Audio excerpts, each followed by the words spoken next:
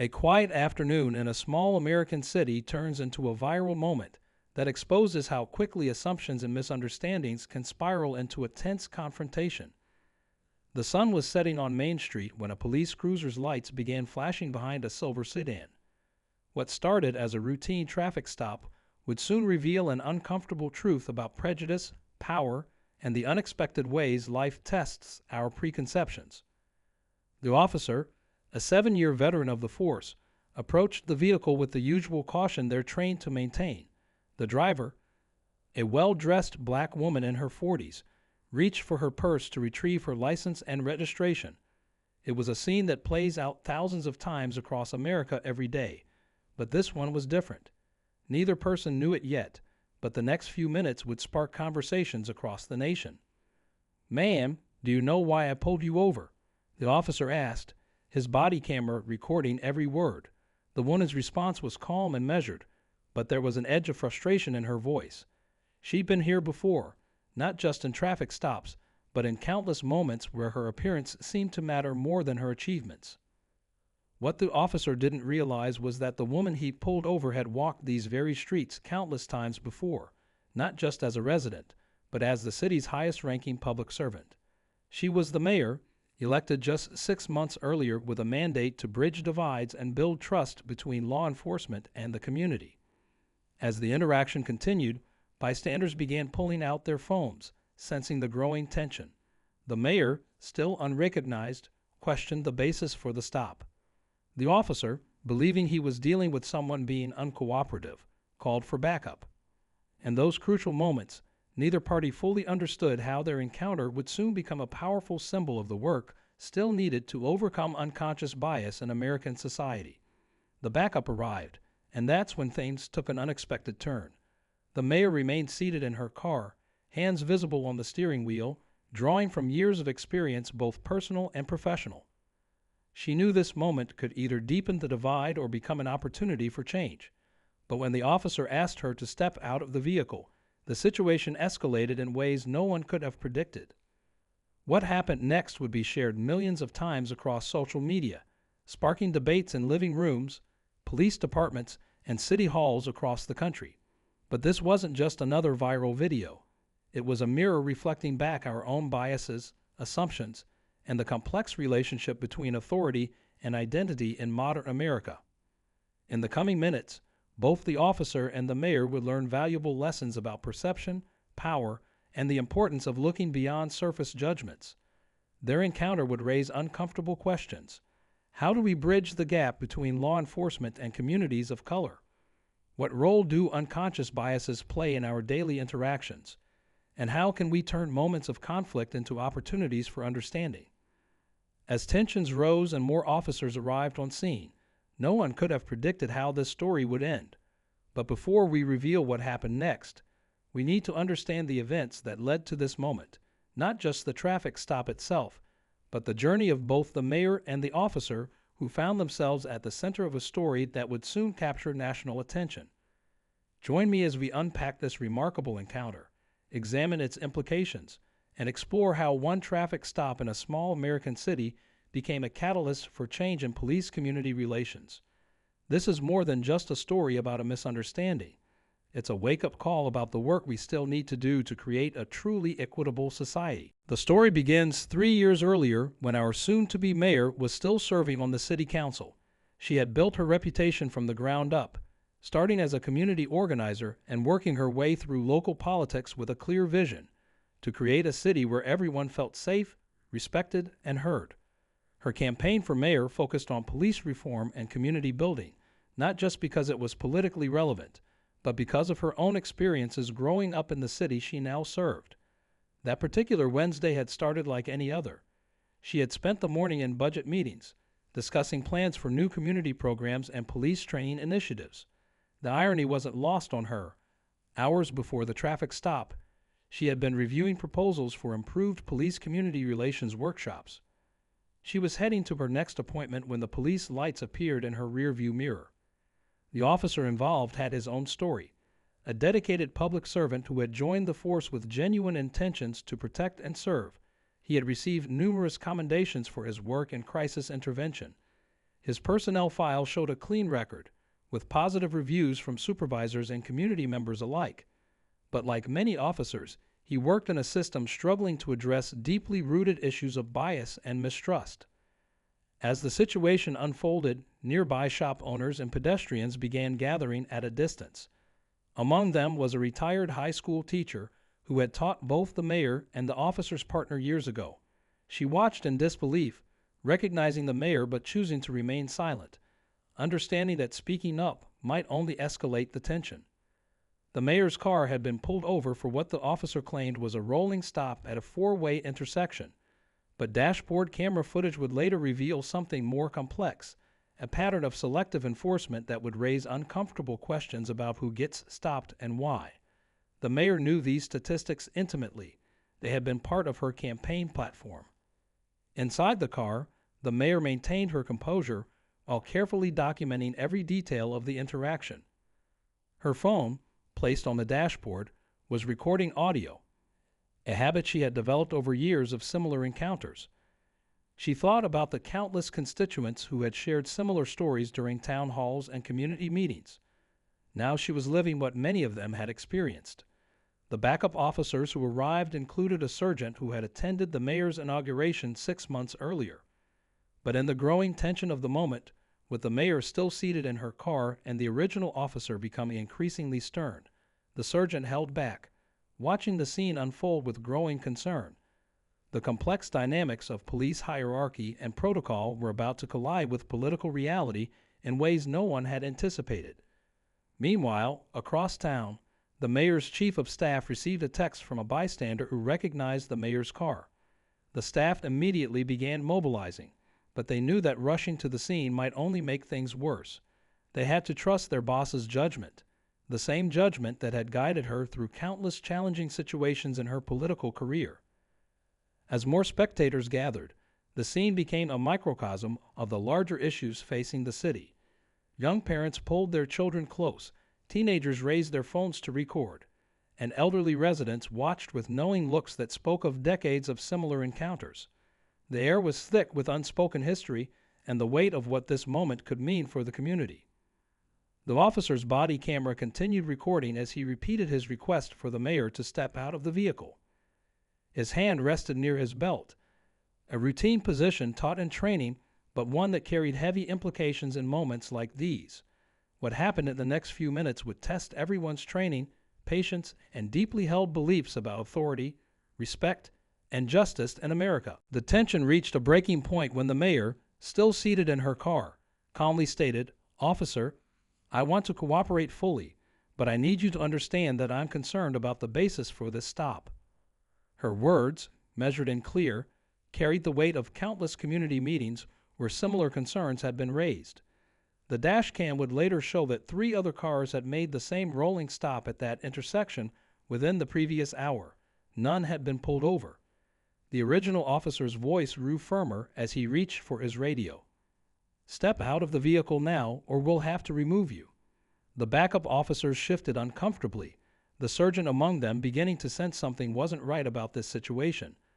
The growing crowd of onlookers had swelled to nearly 50 people, their phones recording every moment, their whispers creating a low hum of tension in the early evening air. Inside her car, the mayor took a deep breath. She had 2 choices: comply and step out, potentially escalating the situation, or stay seated and continue attempting to de-escalate through dialogue.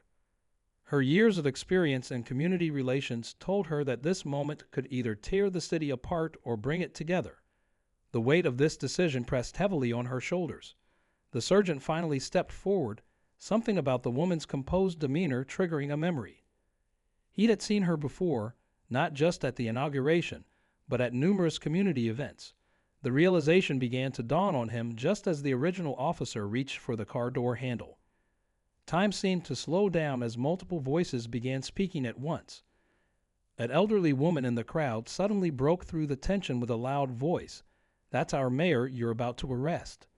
The words hung in the air like thunder before a storm. The original officer's hand froze on the door handle. The sergeant's eyes widened in recognition. The crowd's murmuring grew louder, phones raised higher, capturing what was quickly becoming a pivotal moment in the city's history.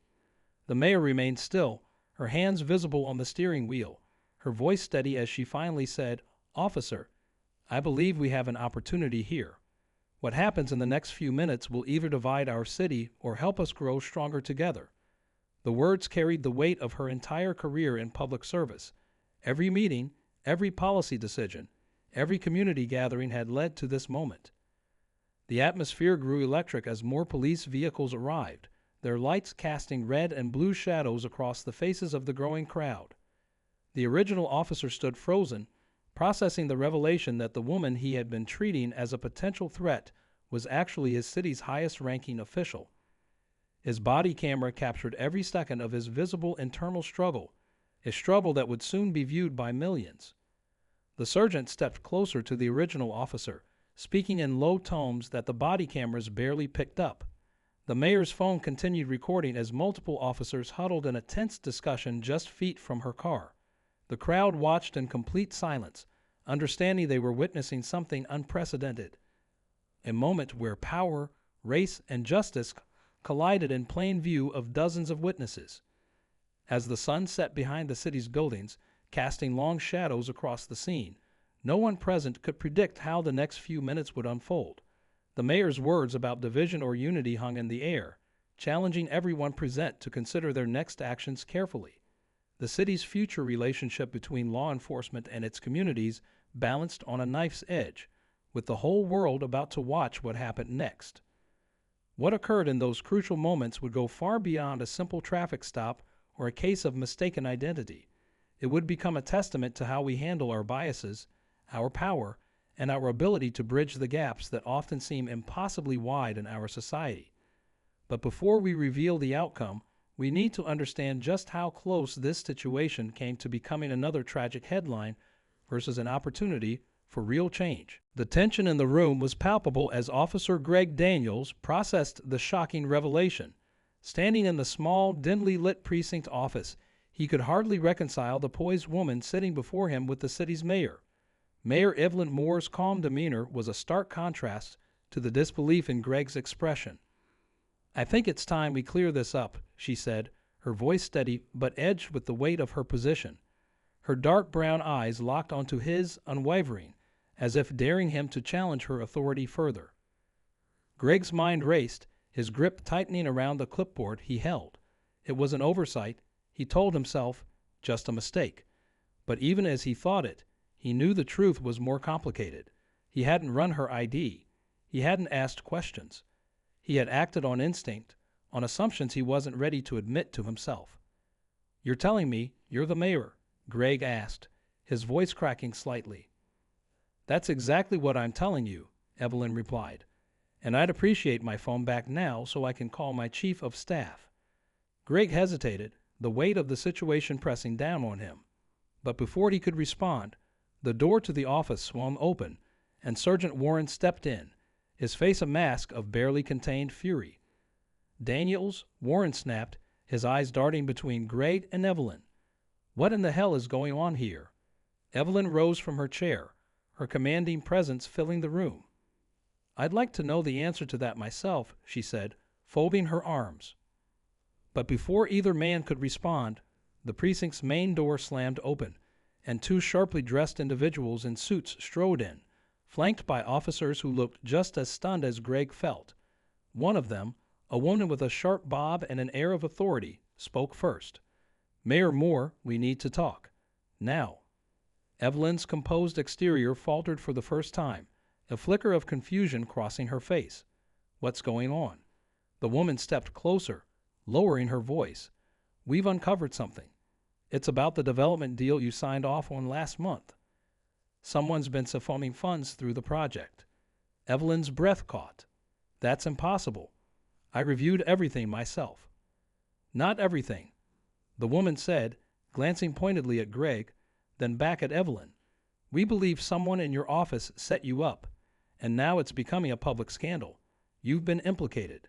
Greg froze, the clipboard nearly slipping from his grasp. The room, already charged with tension, felt like it might explode. Evelyn's voice was barely a whisper but carried the weight of her resolve. "Who?" The woman hesitated. Someone very close to you. For a moment, no one spoke. The air felt heavy with the unspoken possibilities. And then, from the bullpen outside, a voice called out urgently, "Turn on the news. You're not gonna believe this." The group moved as one, drawn to the glowing TV screen in the corner of the room. The headline scrolling across the bottom was enough to send a jolt through everyone present. Asterisk breaking. Mayor Moore under investigation. Corruption scandal rocks City Hall. Asterisk. Evelyn turned to Greg, her expression unreadable. "Looks like you're not the only one who made assumptions today, officer." As the chaos outside the office grew, Greg realized this was far bigger than a simple arrest. Something much darker was at play, and Evelyn Moore wasn't the only one caught in its web. The precinct buzzed with chaos, voices overlapping as officers scrambled for information. Evelyn stood at the center of it all, her steady composure shaken but not broken. Greg, still processing the magnitude of his actions, stayed by the doorway, torn between guilt and a growing sense that something much larger was unfolding.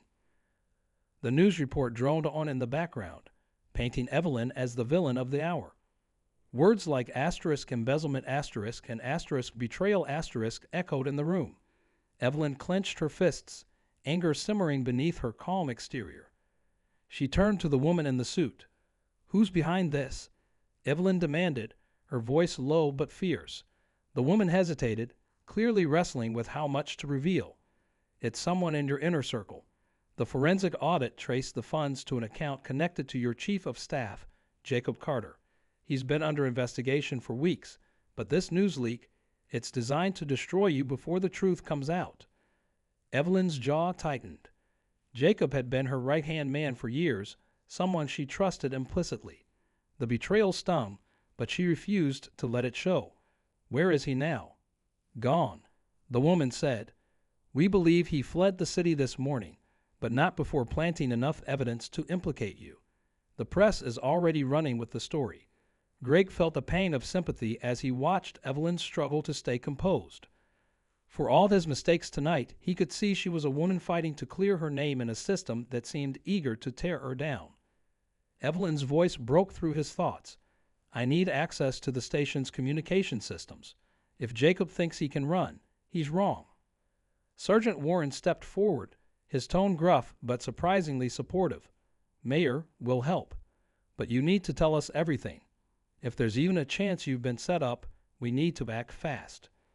As the precinct mobilized, Evelyn worked alongside the officers, pulling strings and using her connections to track Jacob's last known movements. The tension in the room was palpable, every second feeling like a countdown to disaster. Finally, a breakthrough came. One of the officers flagged a signal from Jacob's burner phone, traced to a nearby warehouse on the outskirts of the city. Without hesitation, Evelyn insisted on going, despite Warren's protests. Greg found himself volunteering to accompany her, a mixture of guilt and a desire to make amends driving his decision. The warehouse was dimly lit and eerily quiet, the kind of place that seemed to swallow sound. Evelyn and Greg entered cautiously, their footsteps echoing on the concrete floor. "Jacob." Evelyn's voice rang out, sharp and commanding. A figure stepped out from the shadows, his face pale and his expression tense. It was Jacob, but he wasn't alone. Two other men flanked him, their postures threatening. "Evelyn," Jacob said, his voice dripping with feigned regret. "You weren't supposed to find me. At least, not this soon." "You betrayed me," Evelyn said, her voice trembling with a mixture of anger and disbelief. Jacob shrugged, a smirk tugging at his lips. "Betrayed is a strong word. Let's just say I saw an opportunity, and I took it. But don't worry. I made sure your name was the only one tied to the mess." Before anyone could respond, one of the men raised a weapon, pointing it at Greg. The officer's training kicked in, and he reached for his sidearm, but Evelyn was faster. In a swift motion, she grabbed a loose metal pipe from the ground and struck the man's arm, sending the weapon clattering to the floor. Chaos erupted as the small group fought. Greg managed to subdue one of the men while Evelyn confronted Jacob. "You underestimated me," she said, her voice steady now. "That was your first mistake. Jacob backed away, but there was nowhere to run. Sirens wailed in the distance, the police backup arriving just in time to catch him. As officers swarmed the warehouse, Evelyn stood over Jacob, her expression a mixture of relief and sorrow. "You had my trust," she said quietly, "and you threw it away." Jacob was hauled off in cuffs, his smug facade finally cracking. Greg turned to Evelyn, a newfound respect in his eyes. "Looks like I owe you an apology," he said. Evelyn gave him a small, weary smile. "Just do better. That's all I ask." The night had been long, the ordeal exhausting, but as Evelyn walked out of the warehouse, the weight on her shoulders felt lighter. She had cleared her name, but more importantly, she had exposed the rot within her ranks. As she stepped into the flashing lights of the waiting squad cars, a reporter shouted, "Mayor Moore, any comment on tonight's events?" Evelyn paused, her voice steady and resolute. Justice always finds a way. But as she climbed into the car, her phone buzzed with a new message. It was anonymous, just a single line. Asterisk, "This isn't over," asterisk. Evelyn sat in the back of the police car, the faint hum of the engine filling the silence as the city lights blurred past. The anonymous message lingered in her mind. She knew the storm wasn't over, but for the first time in hours, she allowed herself a moment to breathe. At the precinct, the chaos had simmered down, replaced by the methodical work of processing evidence. Jacob was in custody, his smirk replaced by a hollow, resigned look. Evelyn watched through the one-way glass as he sat in the interrogation room, his head bowed, no longer the man who had once been her trusted confidant. Greg approached her hesitantly, his hands tucked awkwardly into his pockets. "Mayor Moore," he began, his voice low, "I just wanted to say I'm sorry. For tonight. For everything." Evelyn turned to him, her expression softening. "Apology accepted. But remember this, Officer Daniels. Our job is to serve and protect, not judge. People depend on us to do what's right, not what's easy." Greg nodded, the weight of her words sinking in. "I'll do better. I promise." Evelyn nodded, her gaze returning to Jacob. "Good, because this city needs people it can trust." The next few days were a whirlwind of damage control and rebuilding trust. The media frenzy continued, but with Jacob's confession and the evidence against him piling up, Evelyn's name was gradually cleared. Her statement to the press was concise and powerful, emphasizing her commitment to transparency and her refusal to let corruption define her administration. "It's easy to lose faith in the system when those closest to you betray it," she said, her voice steady despite the cameras flashing in her face. "But this city deserves better. I will fight for it, no matter the cost." Behind the scenes, Evelyn worked tirelessly to restore order within City Hall. The investigation unearthed more than just Jacob's betrayal. It revealed flaws in oversight and gaps in accountability that needed urgent attention. Evelyn spearheaded new initiatives to tighten financial controls and increase transparency, determined to ensure such a betrayal could never happen again. Greg, too, faced his own reckoning. The incident with Evelyn had been a harsh wake-up call, one that forced him to confront his own biases and assumptions. He signed up for community engagement programs and began attending training sessions focused on building trust with the communities he served. Slowly but surely, he began to rebuild the bridge he had nearly burned. One evening, weeks after the ordeal, Evelyn found herself walking through the city's Central Park, a rare moment of peace in her otherwise hectic schedule. The crisp evening air carried the scent of autumn leaves, and the faint sounds of laughter and conversation filled the space around her. A young woman approached, hesitant but determined. "Mayor Moore?" she asked. Evelyn turned, offering a kind smile. "Yes?" The woman's eyes shone with gratitude. "I just wanted to say thank you for standing up for yourself, for standing up for us. People notice, even when it feels like they don't." Evelyn's heart swelled with a mix of pride and humility. "Thank you," she replied softly. "That means more than you know." As the woman walked away, Evelyn's phone buzzed in her pocket. She pulled it out, half expecting another message threatening her resolve. Instead, it was a text from Sergeant Warren. Asterisk, "Good news. Jacob's accomplices are cooperating. We'll have this wrapped up soon, asterisk. Evelyn let out a breath she didn't realize she'd been holding. The battle wasn't entirely over, but the tide had turned. The city she loved, the people she fought for, they were worth every challenge, every sleepless night. As she stood there beneath the glowing city skyline, Evelyn felt something she hadn't in a long time: hope. The road ahead would be hard, but she knew she wasn't walking it alone.